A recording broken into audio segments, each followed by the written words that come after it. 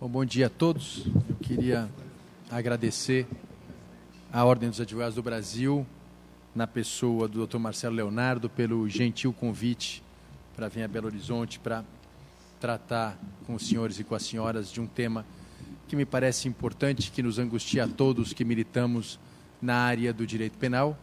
Queria cumprimentar todos os integrantes na mesa, na pessoa dos meus amigos, do Cacai, do Técio, do Nélio, do Dr. Aristóteles Ateniente, que quando eu estive no Ministério da Justiça nos brindou inúmeras vezes com reuniões e discussões acerca da modernização do judiciário, cumprimentar o Léo, enfim, cumprimentar todos os presentes e já passar diretamente ao tema. Quando a gente fala de responsabilidade dos dirigentes de instituições ou dirigentes empresariais, a gente, na verdade, está tratando de um tema que coloca em xeque os institutos da dogmática, os institutos e os conceitos que nós aprendemos no direito penal, que compõem a tradição do direito penal, que nós temos consolidados no direito penal. De certa forma, quando a gente está tratando da responsabilidade dos dirigentes de instituição, a gente está se deparando com uma série de situações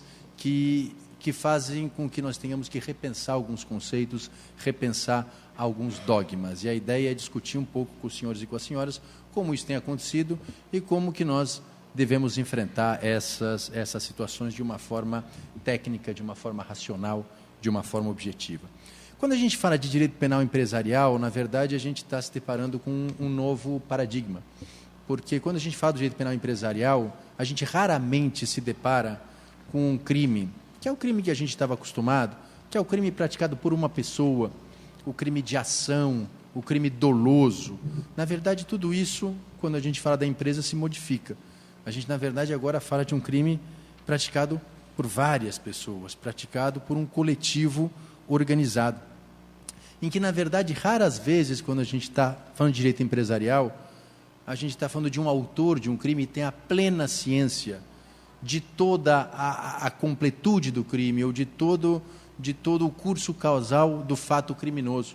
Na verdade, a gente está falando de um conhecimento compartilhado, ou seja, numa empresa, várias pessoas participam do suposto ato criminoso, contribuindo um pouco dentro das suas atribuições e, raras vezes, alguma delas tem ciência plena de todo aquele fato criminoso e de toda a sua reprovabilidade. O que significa que, quando a gente está falando de um crime praticado no âmbito da empresa, fica muito mais difícil a atribuição de responsabilidade penal, a identificação de um autor específico. Já raras vezes alguém domina todos os fatos criminosos praticados numa empresa. O que faz com que alguns autores dizem que, quando a gente está diante da criminalidade empresarial, a gente está falando, na verdade, de uma irresponsabilidade organizada, porque o crime é fruto de várias pequenas contribuições, de várias pequenas pessoas, que ajudam de maneira atomizada a prática daquele crime, e é muito difícil a gente identificar um único responsável, uma pessoa que tenha a plena reprovabilidade pela prática desse fato. E é justamente sobre isso que eu quero falar aqui, ou seja, como eu identifico a autoria do fato criminoso dentro de uma empresa, dentro de uma organização empresarial. Porque, em verdade, se a gente utilizar as teorias tradicionais e as teorias clássicas para identificar a autoria num crime empresarial, a gente invariavelmente vai acabar responsabilizando o funcionário, aquele sujeito da ponta, aquele subordinado, mas raras vezes vai conseguir chegar e identificar aquele que organiza o fato criminoso, aquele que efetivamente é quem domina o fato criminoso. Então, qual vem sendo a estratégia das autoridades públicas para buscar e identificar uma responsabilidade criminal na cúpula das instituições? É um pouco sobre isso que eu quero dizer. E de que forma que essa estratégia que vem sendo usada pelas autoridades judiciais para trazer uma responsabilidade criminal para a cúpula da instituição, traz problemas e traz, de certa forma, uma expansão desmesurada do direito penal. Bom, então a grande questão aqui, e me parece que o grande tema central é quais são as estratégias utilizadas para buscar, dentro de um crime empresarial, a responsabilidade penal dos dirigentes, daqueles, em última análise, responsáveis pelo fato criminoso. A primeira estratégia, que chegou a ser aventada no Brasil por algum tempo, chegou a ser discutida no Brasil por algum tempo, foi a responsabilidade penal da pessoa jurídica. Então, vamos identificar o ente, a empresa, a pessoa jurídica, e vamos atribuir à pessoa jurídica a responsabilidade que é penal. Mas essa estratégia de responsabilizar criminalmente a pessoa jurídica, ela acabou, e a gente sabe que existe nos crimes ambientais, e a gente sabe que existe em determinados pontos, mas ela enfrenta dois problemas que são quase que intransponíveis. Um primeiro de ordem dogmática e um segundo de ordem político-criminal. Do ponto de vista dogmático, a gente sabe que é muito difícil a gente identificar numa sociedade, numa pessoa jurídica, a prática de um ato ilícito. Ou seja, do velho latim, a sociedade não pode delinquir, porque nós somos incapazes de atribuir culpabilidade a uma pessoa jurídica. Como é que nós vamos trabalhar com as nossas tradicionais elementos do crime, como, por exemplo, o dolo e a culpa, para uma sociedade, para uma empresa? Quais são os critérios que eu vou utilizar para identificar vontade, ciência, intenção de cometer o delito por parte de uma pessoa jurídica? Ou seja, é evidente que eu sempre vou precisar identificar uma pessoa física internamente que colabore com esse suposto crime da pessoa jurídica. Então, a gente vai ter um problema dogmático para tratar, para atribuir responsabilidade à pessoa jurídica. Mas, mais do que isso, eu tenho um problema político-criminal. Porque se eu deixar a responsabilidade penal só com a pessoa jurídica, eu vou resolver o problema do crime com uma reparação pecuniária. Eu vou, de alguma forma, precificar o crime. Eu vou fazer com que o crime seja projetado dentro da empresa como um custo a mais. Ou seja, todo o risco vai ser precificado e a prevenção geral e a inibição da prática criminosa por parte da empresa, ela vai ser reduzida. Então, tanto do ponto de vista dogmático como do ponto de vista político-criminal, a responsabilidade penal da pessoa jurídica vem sendo um problema. Tanto que esse discurso e essa proposta, ela vem perdendo força, ela vem perdendo adepto. O que não impede, no campo do direito administrativo sancionador, eu ter a responsabilidade da pessoa jurídica. Como nós criamos no Brasil, com a lei anticorrupção, a responsabilidade, inclusive objetiva, a qual eu tenho sérias ressalvas, mas da pessoa jurídica. Mas no campo penal, nós temos essa dificuldade. Então, paulatinamente, a ideia, o discurso da responsabilidade penal da pessoa jurídica, ela foi perdendo força. Então, a ideia é, nós precisamos identificar uma forma, ou as autoridades precisam identificar uma forma, de atribuir a responsabilidade às pessoas físicas dentro de uma empresa que efetivamente são responsáveis por aquele crime. Então, quais são as estratégias? Primeira forma é usar a teoria formal, ou seja, o autor do crime é aquele que executa o verbo do crime, é aquele que pratica o crime, é aquele que comete o crime. Só que com essa teoria tradicional, mais uma vez, eu vou voltar à punição do funcionário. Eu vou punir o subordinado. Eu vou punir aquele sujeito da hierarquia mais baixa da empresa e vou acabar não trazendo a responsabilidade penal para quem eventualmente pode ter uma responsabilidade muito maior. Então surge uma segunda estratégia. Vamos usar a teoria do domínio do fato. Qual é a teoria do domínio do fato? E aqui todo mundo conhece a exaustão, a teoria do domínio do fato, depois da ação penal 470. Mas qual é a ideia da teoria do domínio do fato? É autor de um crime aquele que de alguma forma determina ou autoriza a prática daquele crime e tem domínio do curso causal, ou seja, ele tem a possibilidade de interromper a prática criminosa a qualquer momento. Então a gente está falando de um dirigente empresarial que determinou a prática do crime ou autorizou a prática do crime, sabe que o crime está sendo praticado, tem dolo, concorda com a prática do crime, é beneficiado com a prática do crime e mais, tem a possibilidade de interromper a qualquer momento aquela prática. Essa teoria tem origem na Alemanha, foi bastante distorcida no Brasil na época do mensalão, mas de qualquer maneira ela acabou não se mostrando eficaz para atribuir a responsabilidade aos dirigentes da empresa, porque ela exige que o dirigente conheça plenamente o que está acontecendo e, em segundo lugar, exige que ele tenha o poder de interromper a qualquer momento a prática criminosa. E essa não é a regra na empresa.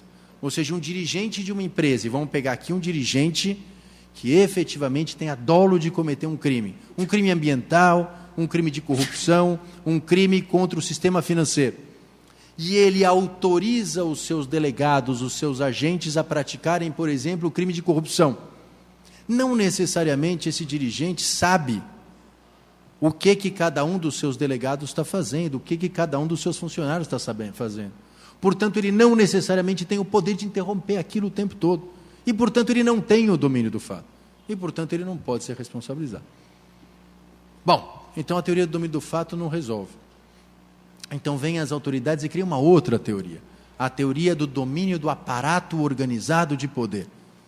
E o que diz essa teoria? Ela diz, olha, o dirigente da instituição ele não precisa saber o que cada um dos seus soldados ou dos seus agentes está fazendo. Ele não precisa acompanhar diariamente os crimes praticados pelos seus funcionários.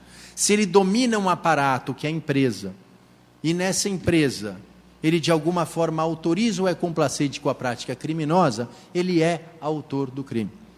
Até porque os seus funcionários são fungíveis, eles podem ser trocados a qualquer momento sem que aquilo deixe de funcionar. O problema dessa teoria é que ela funciona para organizações inteiramente voltadas para o crime, ou para regimes políticos inteiramente voltados para práticas ilegais. Mas ela não se aplica a empresas, porque a empresa não é totalmente voltada para a prática ilícita.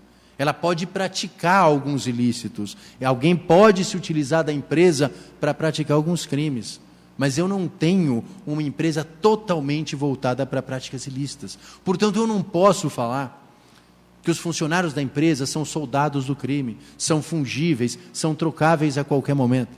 E, portanto, eu não posso falar aqui em teoria do aparato organizado de poder. Portanto, resta a última forma, a última estratégia desenvolvida para atribuir responsabilidade aos dirigentes da empresa, que é o uso do crime de omissão. E essa, sim, tem sido a prática de juízes, de tribunais, de Ministério Público. Ou seja, qual é a forma que hoje, depois passadas por todas essas teorias, identificadas as falhas, os problemas dessas teorias, qual hoje é a estratégia para alcançar a responsabilidade penal dos dirigentes de instituições? O uso do crime de omissão.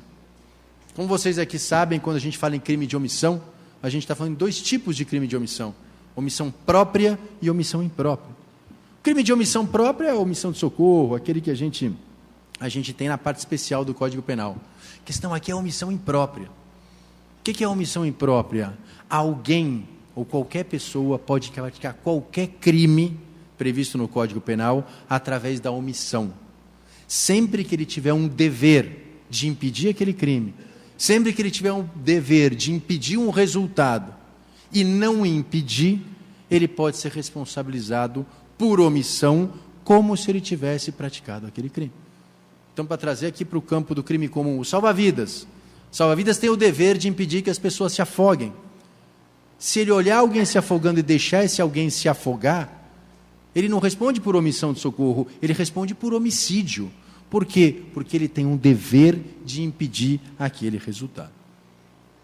O que tem se construído aqui? Tem se construído, e aqui que está o risco dessa estratégia, tem se construído que os dirigentes empresariais, eles têm o dever de evitar qualquer crime praticado dentro da empresa. Portanto, eles são garantes diante desses crimes. E se eles se omitem, eles são responsabilizados por omissão, como se eles tivessem praticado os crimes. Essa é a estratégia, é isso que se coloca, é isso que a gente tem que identificar e, de certa forma, tentar racionalizar ou evitar uma expansão desmesurada disso. Para isso, a gente precisa entender duas coisas. Para que alguém seja responsabilizado por omissão imprópria, eu primeiro preciso ter o dever de impedir o resultado. E que está previsto em lei. O artigo 13, parágrafo 2º do Código Penal diz quem é que tem o dever de impedir o resultado. E segundo, eu preciso ter a capacidade de interromper a prática daquele crime. Então, rapidamente aqui. Quando a gente está diante de uma estrutura empresarial e a gente está diante de uma estratégia do Ministério Público ou da autoridade judicial de responsabilizar o dirigente por omissão, e isso é muito comum na prática, você dizer, ele era diretor, ele era membro da diretoria, ele era membro do conselho de administração. Está aqui o caso de Pasadena. Ele era membro do conselho de administração, ele tinha o dever de impedir aquele crime. Ele se omitiu, ele não impediu, ele é responsável como se ele tivesse praticado o crime. Calma lá, primeiro eu preciso saber, ele tinha esse dever de impedir o resultado? Ele era garante? E segundo, ele tinha o poder de interromper e de impedir aquela prática? Isso me parece fundamental.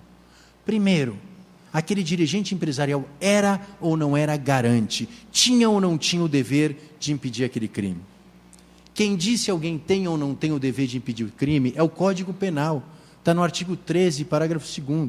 Só tem o dever de impedir o crime quem é obrigado por lei a impedir o crime, quem assumiu expressamente a incumbência de impedir o crime, ou quem, com a sua conduta, criou um risco da prática do resultado.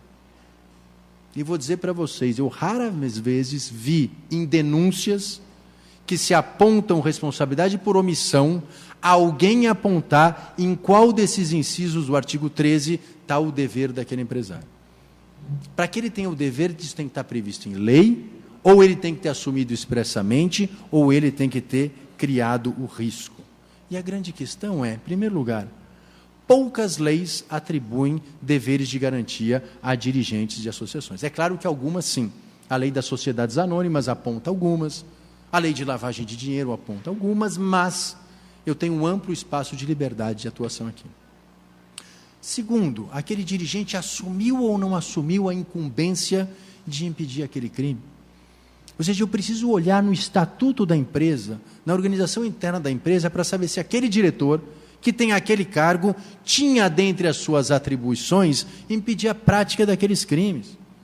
Eu não posso pegar, por exemplo, num banco, onde há uma gestão fraudulenta, e denunciar todos os diretores do banco, ou todos os membros do conselho de administração, por essa gestão fraudulenta. Eu preciso ver qual era o diretor responsável por evitar aquela prática naquele setor. Eu não posso pegar o diretor comercial de um banco e denunciá-lo porque ele não evitou uma lavagem de dinheiro no setor de câmbio do banco. Ainda que ele saiba daquela situação, ainda que ele conheça aquele ato, ele não tem dentre as suas atribuições, ele não assumiu a responsabilidade de evitar determinadas práticas no outro setor. Então, se eu sou diretor financeiro de uma empresa e sei que há um problema de segurança do trabalho num outro setor, que não estão respeitando as normas de segurança do trabalho, quem que assumiu o dever de impedir aquele resultado? É o diretor de segurança do trabalho e não aquele diretor. Portanto, a ele não pode ser imputada a responsabilidade, nem que ele saiba que aquilo está acontecendo, nem que ele conheça que aquilo está acontecendo, porque ele não tem o dever de garante. E no Brasil ninguém é obrigado a tomar qualquer providência diante de crimes de terceiros, a não ser que ele tenha assumido o risco. Então, portanto, quando a gente está falando em dever de garantia, a gente tem que tomar muito cuidado com essa situação. É muito comum se atribuir crimes ao conselho de administração. Ora, o conselho de administração de uma empresa é aquele órgão que dá as diretrizes gerais. Ele não tem poder de intervir no caso concreto, ele não tem poder de atuar no caso concreto. Ele, no máximo, tem o poder de autorizar determinadas operações. Ele, no máximo, tem poder de destituir um diretor. Mas ele não tem poder de interferir ali na gestão. Portanto, é muito restrito o dever de garante do conselho de administração de uma empresa. Bom, mas mais do que dever de garante, ainda que eu tenha o dever de garante, eu seja um dirigente e eu sou responsável por aquela área, sou responsável pelo setor ambiental, eu tenho o dever de impedir qualquer crime ambiental passado ou praticado naquele setor? A mim me parece que não. Eu só tenho que impedir os crimes, aí sim que eu tenho a ciência e que eu tenho o poder de interromper. Vocês vejam, se eu sou diretor de uma empresa, eu não tenho condições, ainda que eu seja garante, eu esteja dentro do meu setor de atribuições, eu não tenho condições de saber o que todos os meus funcionários fazem o tempo todo. Eu não tenho condições físicas, materiais, de acompanhar o dia a dia dos meus funcionários. Daí porque eu delego os meus poderes, eu delego as minhas tarefas para os funcionários. E ao delegar, eu transformo o funcionário no meu vigilante, eu transformo o funcionário no meu encarregado. Então, efetivamente, ainda que eu tenha o dever de impedir crimes no meu setor, se eu deleguei a alguém as tarefas, eu delego também a esse alguém a capacidade ou o dever de vigilância. O que não me exonera totalmente da responsabilidade, porque eu tenho que delegar isso para alguém com capacidade, eu tenho que dar estrutura para esse alguém não cometer crimes, eu tenho que determinar que ele não cometa crimes, eu tenho que dar treinamento para que ele não cometa crimes. Mas, de alguma forma, se eu deleguei para alguém a prática de uma tarefa, eu dei a ele instruções para não cometer crime, eu dei a ele estrutura material para não cometer crime, eu dei a ele treinamento para não cometer crime, se ele comete um crime e eu não fico sabendo, eu não posso ser responsabilizado por omissão. Isso é muito comum em casos de cartel. Eu sou o dono de uma empresa, ou o gerente de uma empresa, e aí eu tenho filiais no país inteiro, e eu digo para os meus gerentes: olha, vocês vão fazer a parte comercial da minha empresa, mas pelo amor de Deus, não combinem preço com os concorrentes. E aí um dos meus gerentes, ali no Mato Grosso, resolve combinar com os outros gerentes um preço, porque assim ele gera mais dinheiro para a empresa e ele ganha mais bônus. Vejam, isso está no meu setor. Eu sou garante para não acontecer cartel. Só que nesse caso eu não sabia daquilo que estava acontecendo. Nesse caso o meu funcionário descumpriu as minhas ordens. Nesse caso ele praticou um crime sem que eu tivesse a possibilidade de interrupção. Portanto, aqui eu não sou responsável. Então o que eu quero dizer para vocês, e aqui eu não tenho muito tempo, mas eu só queria deixar isso claro, é que quando a gente está falando em responsabilidade do dirigente de empresa por omissão, duas coisas são fundamentais e precisam ficar muito claras. Em primeiro lugar, então, ele tem esse dever de impedir o crime, ou ele tem esse dever na lei, ou ele assumiu, ou ele criou o risco. Isso tem que estar claro numa peça de denúncia, ou seja, qual é a base do dever de garante dele. Mas segundo, além dele ter esse dever de garante, ele tinha ou não tinha a ciência do fato criminoso, ele tinha ou não tinha a possibilidade de intervir. É claro que tudo isso fica muito mais inseguro quando a gente começa a substituir ciência por cegueira deliberada. Quando a gente começa a substituir dolo por dolo eventual. Quando a gente começa a substituir algumas amarras e algumas seguranças que a gente tinha de imputação por esses conceitos fluidos que começam a entrar na moda no direito contemporâneo. Mas, de qualquer forma, independentemente disso, se essa discussão não for feita, não é possível atribuir responsabilidade ao dirigente empresarial. Ele só tem a responsabilidade se ele tiver o dever de garantia. Ele só tem a responsabilidade se ele tiver o poder de interrupção. E como é que o empresário se protege de uma responsabilidade penal ilimitada? Esse empresário vai se proteger, e isso eu acho que é fundamental, se ele tiver, dentro do seu ato normativo da empresa, muito bem delimitada qual é a função de cada um dentro da empresa. Porque se ele souber qual é o rol de atribuições dele, ele sabe aonde está o dever de garantia dele, e ele sabe que ele só responde criminalmente por aquilo. E, em segundo lugar, o que vem sendo praticado nas empresas é a criação de um setor de compliance, que agora está na moda falar em compliance, mas no fundo, a ideia do compliance é justamente eu ter alguém para delegar esse dever de vigilância, é alguém para quem eu possa delegar esse meu dever de garantia, é alguém que vai ser responsável por ficar fiscalizando dentro da empresa se há ou não há irregularidades. E se houver irregularidades, ele tem a obrigação de me comunicar. E com isso eu acabo, de certa forma, com a cegueira deliberada. Eu resolvo, de alguma forma, a cegueira deliberada. Mas, enfim, essas, em linhas gerais, eram as questões que eu queria aqui trazer para vocês. Então, quando a gente está falando de responsabilidade do empresário por crime, a gente não está mais falando do conceito tradicional de autoria. A gente não está falando do conceito de domínio do fato. A gente, na verdade, está falando em crime de omissão.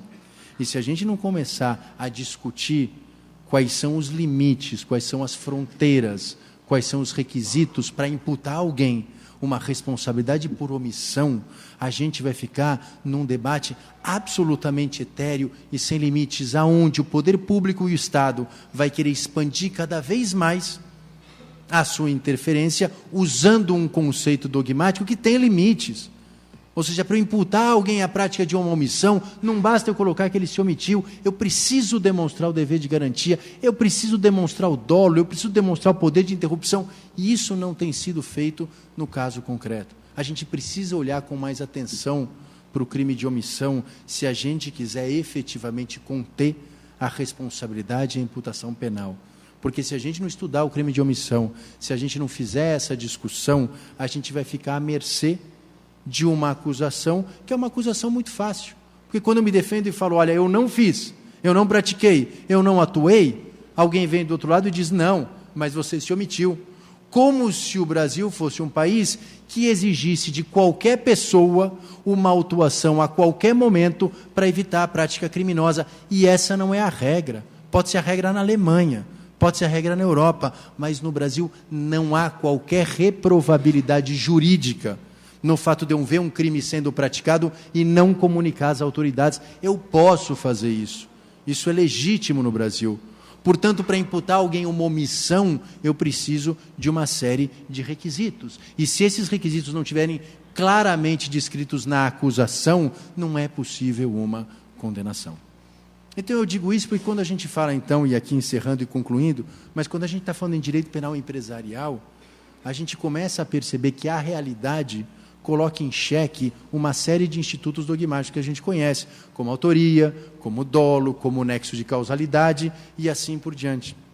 Mas se a gente deixar isso acontecer, se a gente simplesmente perder aqueles conceitos dogmáticos que são, de alguma forma, um limite, uma segurança para a aplicação do direito penal, e se a gente acabar caindo no discurso que a omissão supre qualquer necessidade de apontar concretamente os elementos de uma acusação, a gente vai acabar permitindo que o direito penal se expanda para o além do necessário. Então, me parece fundamental que a gente estude o conceito dogmático de omissão para que a gente tenha um instrumental teórico, um instrumental técnico para efetivamente fazer esse embate, porque senão a gente vai cair mais uma vez numa discussão em que a gente invariavelmente vai perder, porque acusar alguém de omissão é muito fácil. Portanto, se a gente não tiver um instrumental técnico e teórico para fazer esse combate, a gente vai perder o discurso, vai perder a batalha e vai permitir a amplificação desmesurada de qualquer crime. Não acho que a gente não tenha que ter técnica para imputar a responsabilidade criminal ao dirigente empresarial. Eu acho que tem que. Eu acho que ele não pode se contentar em pegar só o sujeito que ele praticou o crime lá embaixo, mas isso tem que ser feito dentro de critérios e de parâmetros, para que eu efetivamente não dê ao poder público uma arma que ele possa utilizar de maneira indiscriminada e sem filtros. Então, eu queria agradecer mais uma vez o Marcelo Leonardo pelo honroso convite de estar aqui, de fazer esse debate com os senhores, de vir mais uma vez à simpática Belo Horizonte e de poder desfrutar do convívio dos meus caros amigos. E depois fico à disposição para os debates. Muito obrigado.